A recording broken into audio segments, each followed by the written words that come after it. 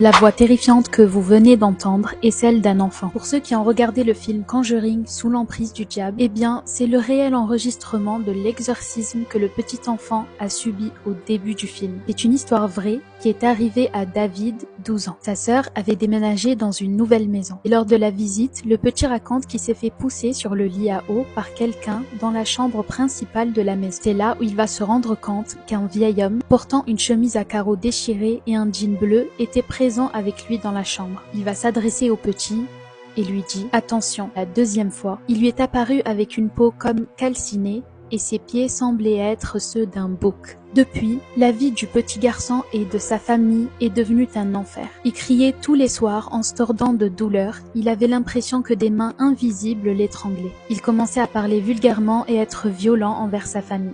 Il a même essayé d'attaquer sa grand-mère avec un couteau. Des blessures au couteau et des bleus apparaissaient de nulle part sur le corps du petit garçon. La famille fait appel au Warren et l'église pour exercer un exorcisme sur le petit garçon. Pendant l'exorcisme, le petit ami de la sœur à David, Johnson, commet une erreur irréparable. Fatigué et détruit de voir le petit frère de sa copine souffrir, il provoque le démon en lui disant « Laisse le petit garçon et viens t'attaquer à un plus grand. Viens à moi, je te combattrai. » D'après Debbie, la sœur du petit David, Johnson, son copain, a commencé à changer à partir de cette nuit-là. Un soir, alors que Debbie et Johnson étaient chez Alan, l'employeur de Debbie, Alan avait beaucoup bu et au moment de partir, il agrippa le bras de Debbie. Johnson lui demande de la lâcher immédiatement, ce que Alan fait. D'un coup, Johnson commence à grogner comme un animal et attaque Alan en le poignardant 3 à 4 fois. Il lui avait ouvert le ventre jusqu'à sa poitrine. Alan était mort sur le coup. Johnson a été incarcéré. Les Warren ont convaincu l'avocat de plaider la possession démoniaque, mais le juge a rejeté la demande, en soulignant qu'une telle défense était impossible car elle n'était pas scientifique. L'avocat de Johnson a finalement opté pour la légitime défense. Johnson fut condamné pour homicide involontaire à une peine allant de 10 à 20 ans de prison. Il effectua 5 ans de prison avant d'être libéré pour bonne conduite. Il retrouva alors Debbie avec qui il s'était marié en prison et qui l'avait attendu.